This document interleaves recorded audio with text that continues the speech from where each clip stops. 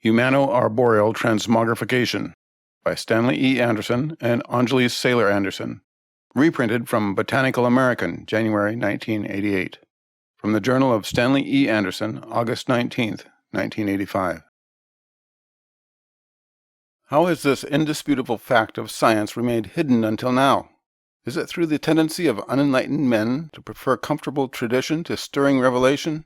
Or because the process of persons becoming trees was a matter of legend long before learned doctors concerned themselves with it, and was therefore thought by unimaginative politicians to be unworthy of support? Or perhaps it is the result of the insidious superstitions that have clung to the understanding of this phenomenon, even in the most brilliant of minds, of which my late colleague and friend Dr. Worrell was one. I compose this journal entry with the assurance that I will achieve recognition and all the shallow rewards of fame for my discovery, though the truth should have been self-evident to anyone who exercises his organ of rationality. I, an undistinguished botanist, will be the first in our time to raise the study of humano-arboreal transmogrification to the level of common knowledge. It behooves us to review what literary sources have told us of this mythological occurrence. The manner of transmogrification accepted and described by most chroniclers is this. First, the legs of the human become immobile as his feet send out root tendrils into the earth. His arms are then compelled skyward as if in praise to the deity. His nether regions merge at last into one massive trunk which absorbs also his neck and head. Meanwhile, his arms and fingers have forked many times to produce branches sprouting leaves and flowers, and thus is the transmogrification rendered complete. Where in forest or in meadow had walked a man, there now stands an elm or an oak, offering shade to travelers such as it was once grateful for in the days before its change. So has the process been conjectured to occur, yes, and so foolishly has defenseless theory often been labeled fact. Even so far from reason were the tedious and convoluted attempts of the pre-Copernican astronomers to explain the motions of the heavenly bodies with ever-increasingly complex cycles and epicycles. But just as Copernicus forever proved the folly of these attempts by turning the earlier system upside down and placing the sun at the center instead of the earth, indeed I observed it with great horror and anguish, as it occurred in one dear to me and as much like myself as any man I have known. A fortnight past, my colleague, Dr. Worrell, and I were conducting botanical research in the rainforests of the Olympic Peninsula of Washington State. While investigating an unusual depression in one of the eldest of the trees, Dr. Worrell discovered a leathered skin. Though it was blemished by weather and age in many places, we clearly discerned upon it the markings of a strange hieroglyphic system of writing. Dr. Worrell, being native to the area, recognized the writing as representing the language of an extinct tribe in the mountains, and he immediately began the task of translating it. After he had done, he commenced to rave distressingly about self-propagating sorceries, and of how we had it all backwards. What it was, I could not then begin to guess.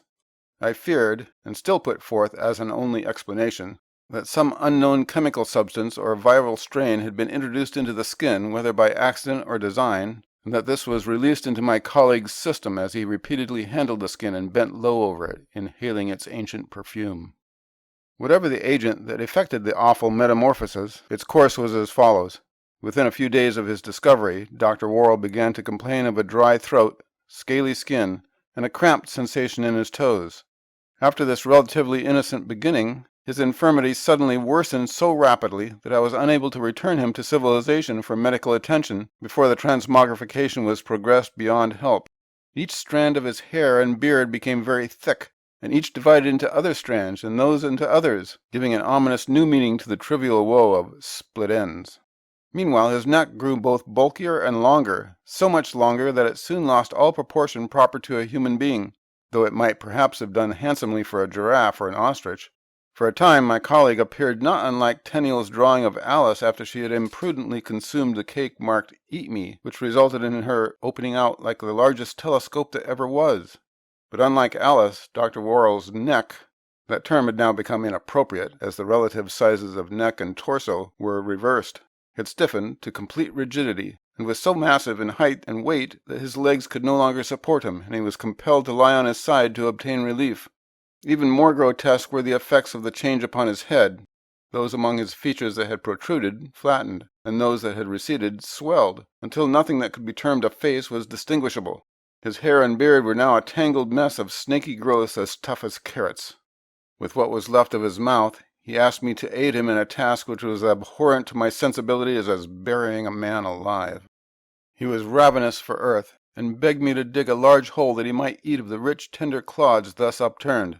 This I did to assuage his painful pleadings, but his unnatural desire did not end there.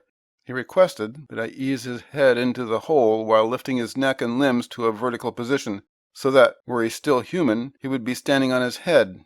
Now at last I divined the significance of his words about having it all backwards. The human-to-tree transmogrification occurs upside down. A scientific theory gains credence not only by offering explanations for observed facts, but by bringing to light facts previously undiscerned. Within the limitations of the old transmogrificational hypothesis, it was difficult to conceive how two legs, a body, and a head could merge smoothly into one trunk. But in observing the true manner of the process in Dr. Worrell, the suitably shaped neck becomes the trunk, while the torso and its organs dwindle into inconsequence. The limbs, both upper and lower, extend themselves to become branches, significantly the limbs of a tree, and the 20 digits split off further into twigs. The head becomes the root system. And here especially is displayed the sublime, terrible logic of this version of the transmogrification. A wolf head is quite diverse from a human one, yet we would recognize both as heads, and would never commit the fallacy of imagining that in transmuting from species to species, a man's head would become a werewolf's tail. Similarly, it should have long ago been apparent to men of science, if not to all men, that the roots whereby a tree takes in nourishment correspond to a man's mouth, whose location is in his head. The correspondence continues to hold true with reference to the other parts. The trunk of the tree carries nutrients upward just as food travels downward by means of the throat. The correspondence between limbs and limbs has already been noted. And finally, the human genitals are now in the proper orientation to become the flowering portion of the tree. As I have recorded, the final stages of Dr. Worrell's change occurred too quickly for me to obtain help from those wiser than myself. Also, I fear that the horror I felt in observing it induced me to act too precipitously on my emotions. I could not endure to see my friend in such a state, and blinded by tears and oppressed by a great weariness, I felled the remnants of him with my axe, and burned the trunk and limbs in a funeral pyre. The morning after, for it was night when I felled him, a fitting time for so dark a deed, I returned to attempt the removal of the stump that I might burn it also. Language cannot express my sickness in finding my friend's head lying in the hole that I myself had dug. His face was the same as before his tragedy began, yet in place of his old expression of kindness and good humor, his mouth and eyes now gaped wide in unspeakable agony and fear. Now that my mind is clear, I know that I should have left him standing, in hopes that a means of reversing the arborization might be found. Those who read this may perhaps judge my act less abominable if they consider that not only had I suffered grievously in observing his physical ruin, but I had also witnessed the deterioration of his genius into incoherence, as he babbled of magic bearing the blame for what transpired in him. He claimed, repeatedly and emphatically, that the mere knowledge of the true nature of Humano-Arboreal transmogrification was itself a kind of spell, and that anyone gaining this knowledge would trigger the process in himself. This claim was, of course, nonsensical, but it is proof of Dr. Worrell's tremendous mental faculties that even in the very throes of his metamorphosis, he attempted to deduce conclusions from the bizarre premises insanity planted in his brain. He postulated that, to prevent the spell from threatening the survival of the race, evolutionary forces had hidden the obvious truth of the transmogrification from the eyes of the masses, permitting it to be seen only by a few visionaries, whom the effects of the spell soon silenced. It is only nature's providence, said Dr. Worrell, that one man's dream has not become the nightmare of all mankind. For with the invention of the printing press, the radio, and the television, dissemination of information has advanced so far that the spell, once unleashed, might, in a single day, take a toll of as many lives as did the whole history of the Black Death. It is perhaps fitting here to pay tribute to another of Dr. Worrell's gifts, which he retained even to the very end. Of all my memories of him, the one I cherish most is his unparalleled ability to arouse in others an appreciation of nature. Indeed, it was he that inspired me to pursue the science of botany, as he himself had pursued plant pathology, the study of disease in plants, which irony, in light of his fate, causes my sap to run cold. Yet terrible as that fate was, I can still recall with joy his ecstatic descriptions of, for instance, the distinctive qualities possessed by different types of soil. Must not every city dweller's mouth water at the very sound of the words marl, ochre, humus, loam?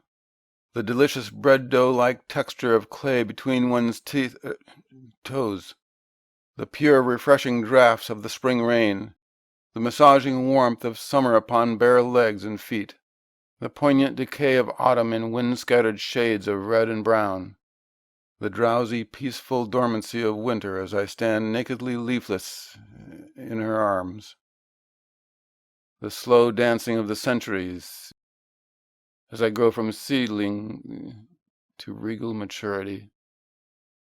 Prompted by Dr. Worrell's spell upon me, I have wandered outdoors to finish this entry amid the beauty he so loved, together with which he taught me to breathe as one. Perhaps I will write more of Humano Arboreal Transmogrification after I have rooted for a time on this hill. A note from the editors of Botanical American. In August of 1985, Dr. Anderson was reported missing and has for some while been presumed dead. The journal containing the above entry was discovered belatedly last fall by Dr. Anderson's widow at the foot of a tree not far from the home she had shared with her husband. From the aberrant phraseology found in the final paragraphs of the entry, it is speculated that Dr. Anderson is in fact still living in the form of a tree, which transmogrification occurred as a result of his exposure through Dr. Worrell to the same toxin or virus. It is thought also that the leaves of the journal itself had absorbed some of this toxin, for Mrs. Anderson has too lately been reported missing, as has the member of our staff who procured this material for publication and his entire family with him. We print Dr. Anderson's account and encourage its reprinting, in hopes that the many respected members of the scientific community among our readers will investigate this rash of human-to-tree mutations and perhaps unearth a vaccine that will prevent its further spread.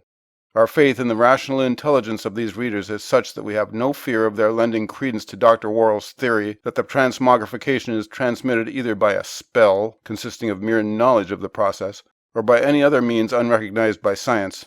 Such a foliage theory, if believed by the masses, would surely lead to great panpipes.